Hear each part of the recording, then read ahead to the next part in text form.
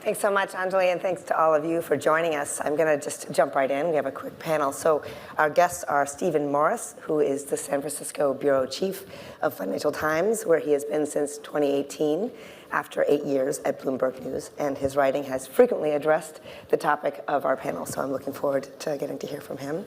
And then we also have Dan Farber, whose most important role, in my view, is as faculty co-director of the Edley Center on Law and Democracy at Berkeley Law School, where I am executive director, so of course it's very important to me.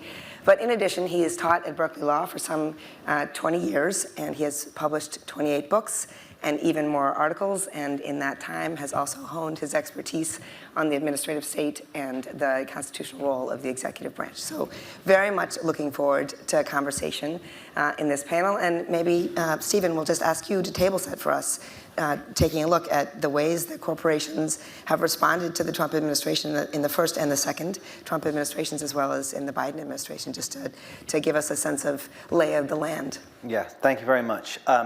So I moved here with my family about 18 months ago to take up the role as San Francisco Bureau Chief. And it's been quite a stark introduction to the American system. I will say that.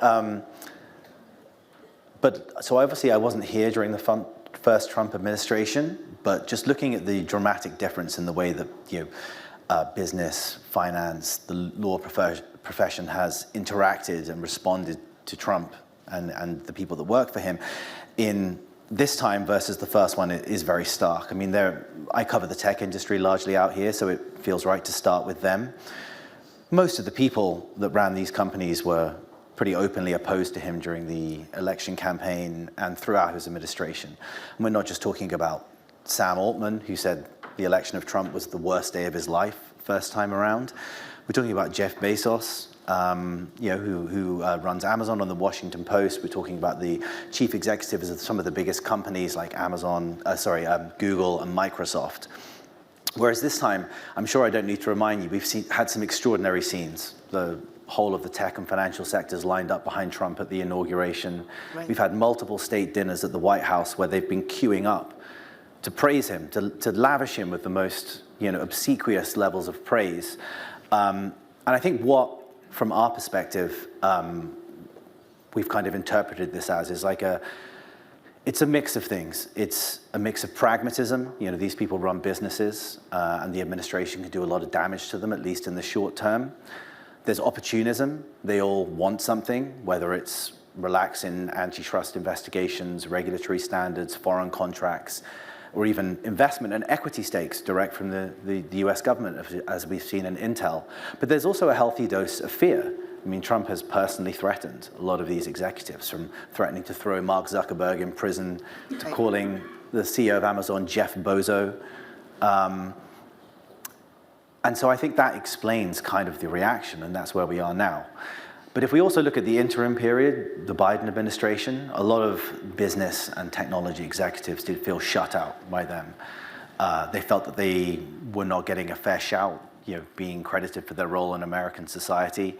And there's one particular incident that sticks in my mind, because a lot of people have told me that this kind of helps explain Elon Musk's journey to being the biggest financial backer of Donald Trump in the most recent election. Joe Biden hosted an event to promote US electric vehicles in the Rose Garden of the White House.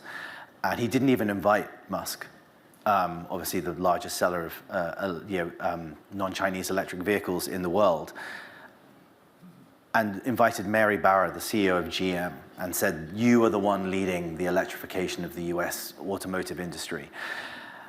And everyone has reported that this was linked to Biden's links to the auto worker unions, of course, which Tesla is no fan of. So that kind of started Musk's political journey. So it isn't all just fear or pragmatism or opportunism in the Trump administration now. There is also, I think, a healthy dislike from the business and especially tech community for what happened in the Biden administration, which explains their kind of conversion, the difference between the reaction in 2016-17 to 2024 to 2025. And I think that's a very interesting move, and we'll have to see how it evolves as we go through the rest of the administration. It's so interesting. I mean, it feels almost like high school responses, right? But actually played out in our corporate America. But right. So Dan, will you also table set by telling us what the legal guardrails are and have been up until now, and what should be in a relationship between a functioning executive branch and our corporate America? Yeah.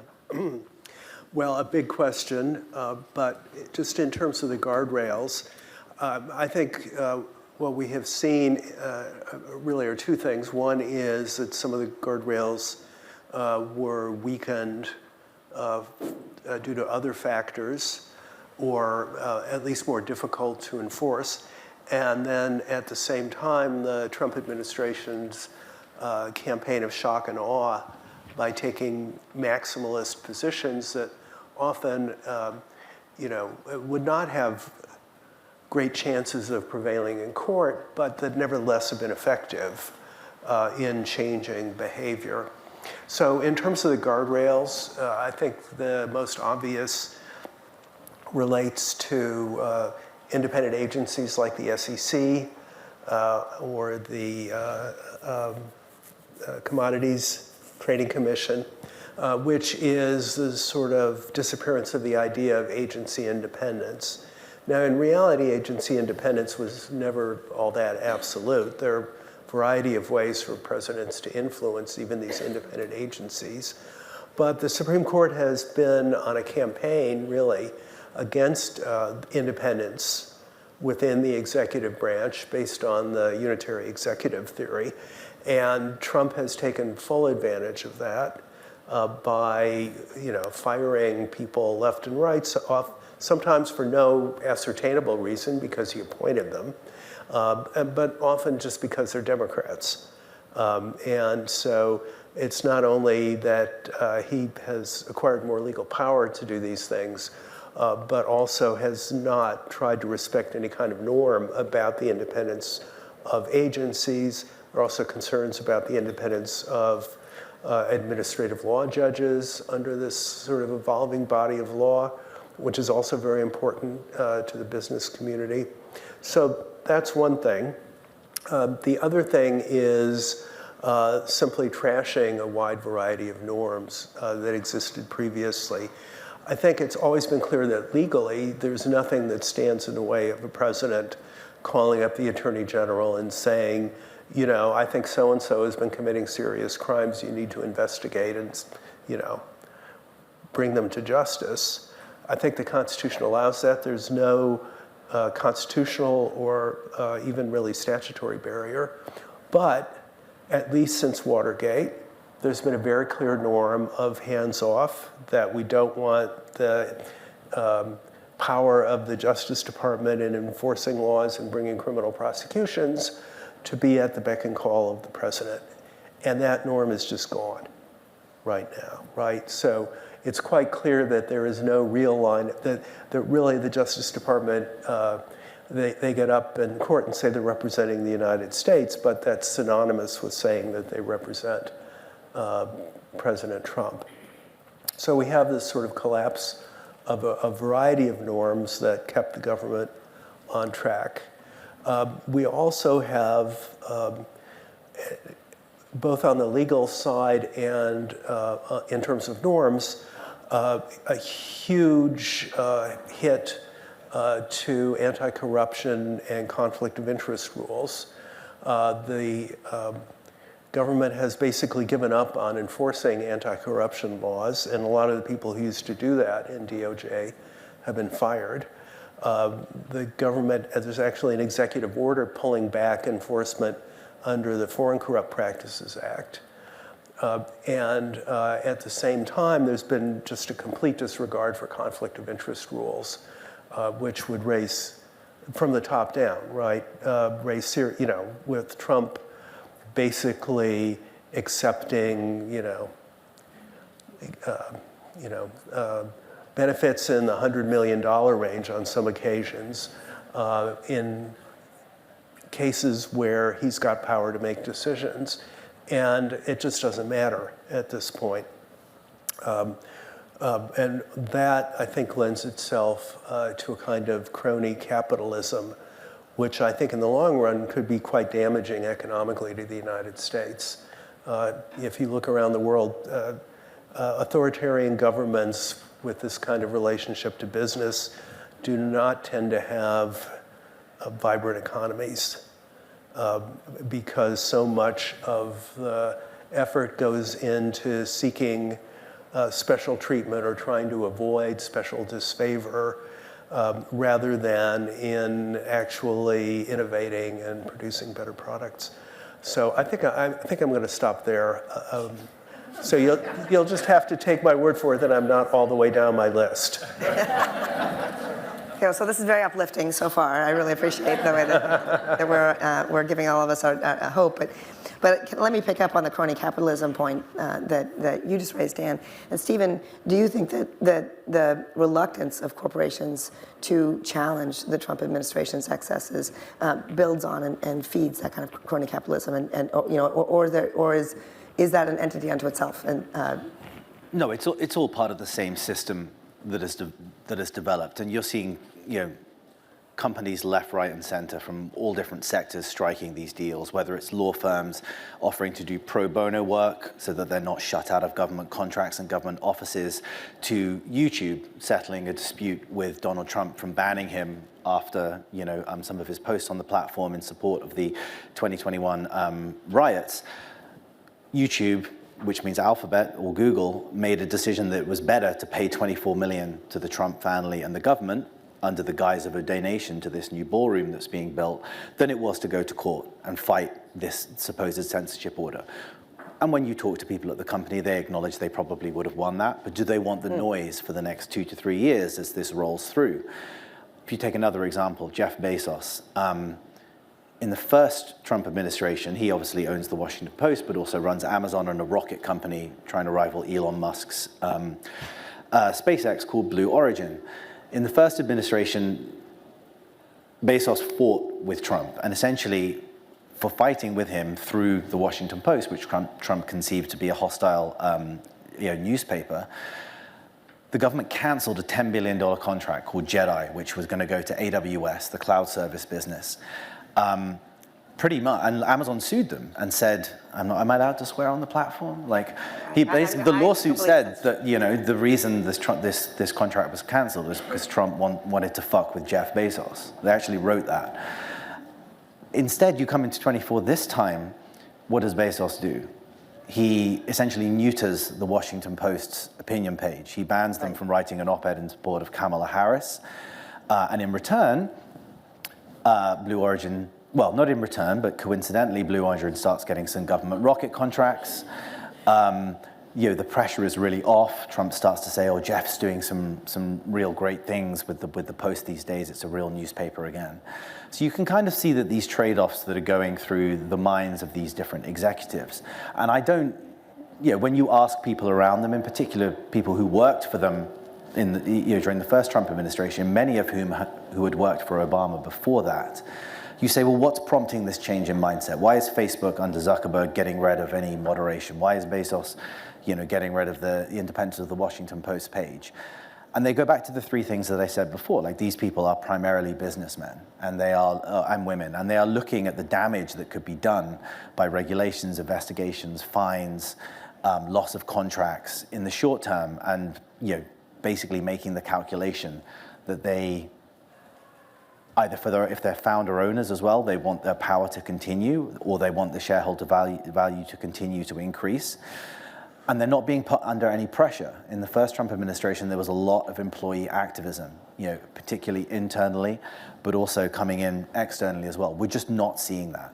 Many of the sectors have had lots of job losses. The composition workforces have changed, the political winds are blowing in a different direction, and there's no bottom-up pressure to oppose any of these things, so these executives are able to make pure business decisions without worrying about losing talent. And then you have the cloud of AI hanging over everyone, people modeling hundreds of thousands of job losses, in particular in white-collar jobs over the next few years, which is kind of keeping everyone in check as well. So I think this all feeds into this idea of crony capitalism, where you get Intel, the very troubled chip maker, the US government takes a 10% stake in them. Suddenly, they're a more viable business, the share price goes up again. Jensen Huang at NVIDIA isn't allowed to sell chips in China because it's deemed to present a threat to national security and the US AI supremacy. So he goes to Trump and he cuts the deal. He says, how about I give you a percentage of all the chips we sell there into the US government coffers, and that unlocks it. So you're seeing all of these very compromising trade-offs made. I don't know whether that's a good way of promoting democracy for America in general over the long term. And you also do have to think, are these companies thinking about the next administration? Should that not be somebody from the kind of Trump MAGA scale of the party? And if it isn't, will there be blowback for the way that they behaved, either from their staff or from the new administration? So there's a lot going on at the moment, but we're very definitely in the kind of crony capitalism phase of the American economy at the moment. Wow. Maybe we'll stay on that a little bit. And Dan, I know there's two sectors that you've looked at pretty closely on this. One is universities and their responses to proposed compacts from the Trump administration. Another is law firms and how they've responded to the Trump administration. And Stephen, I know you raised it, but Dan, maybe you could talk a little bit more, just staying in those two sectors, what their responses have been so far to the Trump administration excesses. Yeah.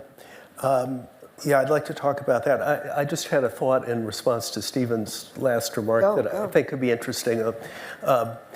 It seems to me that some of the calculus for businesses might change if the Democrats manage to win either House of Congress, because then you can imagine somebody like Jeff Bezos being called to explain what happened in those conversations and why it was that he forked over large amounts of cash in a way that could put increasing pressure on some of these companies to not even before there might be a new administration. I actually forgot the funniest thing that he did.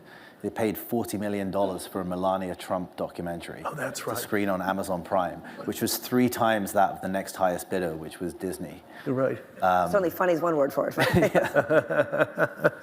I'm sure it was very popular and they earned all that money back. So turning to the universities and the law firms, I probably have followed the university stuff more closely than any of you, since it's where I live. And what we've seen really there is 2 phases on the part of Trump. First, going after specific targets and threatening them, or actually imposing loss of all federal grants unless they fall into line on a variety of administrative priorities. I think they had some success with that, but not as much as they were hoping. And I think that when Harvard, stepped up and said no, we're litigating instead, I think that has made it much harder to get deals from others. And we've seen that some of the recent deals that they have made with the universities have been much less ambitious than even from schools that had sort of previously been willing to talk to them. So I think partly out of frustration with that, they came up with a compact, which is not exactly a contract, but the idea is that there will be unspecified benefits to universities if they agree to a whole bunch of things, including what looks to me like affirmative action for conservatives within universities, and a variety of other things, tuition freezes for 5 years and a bunch of other stuff. And that has really not gone anywhere. And I think partly because MIT, there was like a October 20th deadline to respond. MIT, at least 10 days beforehand, publicly said no. A couple of other schools then followed. And then when the deadline hit, nobody signed on. Texas, which is, of course, under Governor Abbott, said, well, they might be interested in talking about it some more. They were a little, they were the most encouraging, but even they didn't say yes. With law firms, which many of you know about, Trump issued some executive orders targeting law firms. I think there were 4 altogether. Basically, a wide variety of punitive actions, including not being allowed to go in government buildings, not being allowed to negotiate government contracts, on behalf of clients, canceling security clearances, and I think most punitive, threatening that if a client used them for any purpose, the client would be blackballed from all government contracts, right? Now that part was a little vague, so they didn't quite say everything and it was always going to apply, but it was enough to terrify law firms that their clients could desert them, and they would, if there's a Seattle-based firm that represents Amazon, and if Jeff Bezos had said, sorry, but I'm taking my business elsewhere, that firm would have been in dire straits, and that's true for some of the other firms. But what happened was that, and these were for a variety of offenses, including hiring people who had worked on government prosecutions against Trump or Trump allies, et cetera. So what happened there was that first one of the firms and then the three others filed lawsuits. I think because they saw no possibility of making a deal, for one thing. And the lawsuits were sort of resounding successes at the district court level, at least, where all four of the district judges were, utterly outraged by the administration action, issued TROs, preliminary injunctions, final injunctions. It's on appeal. The government didn't appeal for the last minute, which suggests that they might not have liked their chances. I think it would be very hard to argue for the validity of these orders. The security clearances are the most defensible, and the third-party blacklist just seems to me, sort of Rule 11 territory for government lawyers. But we also read, even in the Washington Post, I think, that a lot of firms have just silently caved, right? They won't allow their pro bono practice to do litigation against the administration. They won't represent groups, either pro bono or otherwise, that are viewed as adversaries of the administration, all very quietly, but with a major impact on litigation, because in the first Trump administration, these firms were really tremendous resources. Now the litigation goes to smaller and medium-sized firms that have more trouble handling these big cases. So it's a mixed story, but at least we're not seeing sort of formal agreements with the government. We're not seeing law firms forking over cash, which Trump has demanded in other settings. So two quick lessons from this. One is the importance of somebody taking the leadership. Harvard in one case, MIT in the other, because that's going first is dangerous, but it then can open the door for others. And the second is the importance of collective action, of people, Stephen had a great quote from Edmund Burke, which I won't try to do from memory, but Benjamin Franklin said during the War for Independence that if we don't hang together, we shall assuredly hang separately. And I think that really captures the key truth here, that people need to know that they're not alone before they take action. And whereas the strategy on the other side is to isolate each individual or each company and put them on the spot and force them to act alone, in which case the odds of caving are much higher. Thank you both. I think just with our remaining few minutes, if you could both talk about what you think is the appropriate role, or what we would like to see from corporations and corporate community in sustaining and protecting democracy. Give us hope in last minutes. I heard from you, Dan, collective action would be helpful, and that requires somebody to start leading the collective action. So what is it that we want to see from corporations now? So what I would like to see, what I would love to see is some major company just saying, no, we're not caving on something. We are willing to go to court and follow through on that. I think that would change the way other companies are looking at things. I think people in companies, maybe not formally, I know there are antitrust concerns and so forth, but you know, it's a small world in like big tech or other places, sort of, you know, communicate with each other about their unhappiness about what's going on. And, for those who don't feel inclined to what they might regard as heroism, although honestly, it's a little hard to, for me at least, to identify with somebody who's got $200 billion and is worried sick that Trump could go after them and they might only have $100 billion. I guess I'm just too middle class to wrap my mind around that. You don't have to do, you can start by doing things that are just not that visible and just, foot dragging, quietly. Stephen was giving an example of a conference where they used to have an all women's panel. It's an industry that's very heavily male.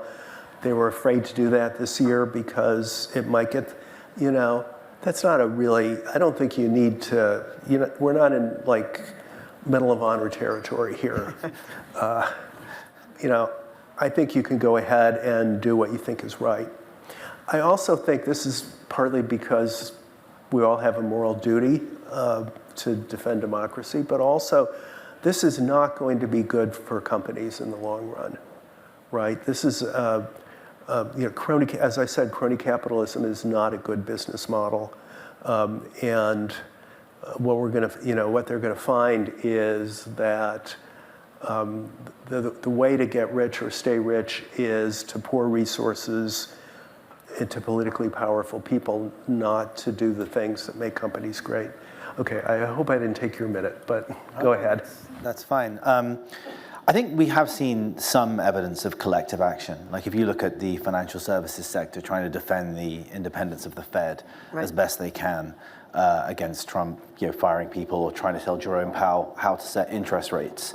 You do have people like Jamie Dimon at Goldman Sachs and David Solomon at JP Morgan and David Solomon at Goldman Sachs actually trying to push back in a somewhat coordinated way, using an argument that Trump understands, which is think about the stock market, think about the US dollar. But that's been kind of a very limited success, and ultimately he did still try and fire someone that he didn't like for political reasons on the board, even though it's now been blocked by a judge. Within many of the other sectors, there's just they're all in such fierce competition with each other, in particular in an age of AI or whatever sector you're talking about, that they compete almost to give gifts. And the Apple CEO, Tim Cook, turned up to the Oval Office with a golden plaque saying rebirth of American manufacturing or something like that. And then, not to be one-upped, NVIDIA, another one of these $4 trillion companies, turned up with a golden chip, which he then gave Trump as well. And when we were reporting out one of these stories, talking to as many of the executives as we could, we said, well, how do you prepare for a dinner in the White House or an event on the lawn?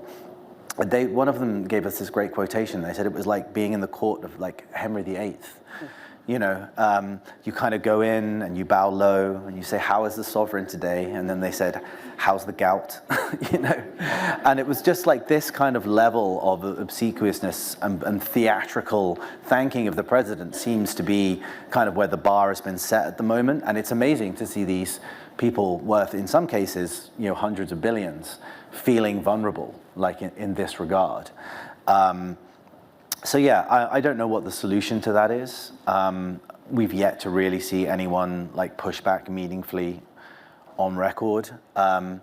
It's obviously a more difficult environment than it was in the past as a journalist to cover this stuff as well, seeing various organizations being brought to heel. Fortunately, we sit slightly outside of the US culture war and ideology as the Financial Times. And then my final thought on promoting democracy or the American economy is there's only so long you can do this to your trade partners around the world before they no longer, or military partners around the world, before they no longer think that America is a reliable partner. And sometimes that will have good implications, like NATO, the European countries of NATO boosting their own defense spending and taking a little bit more responsibility. But if you're talking about America and its future, you are seeing power hubs being created in in Asia, located around China, Europe, trying to forge more of its own direction in the future. And I do think that the role that business is playing in that, they may come to regret. Well, thank you to both our guests, and I hope that a take-home from this is that we all do have a role, including our corporations do have a role in making sure that this is the democracy that we want to live in. So thanks, everybody, for joining us today.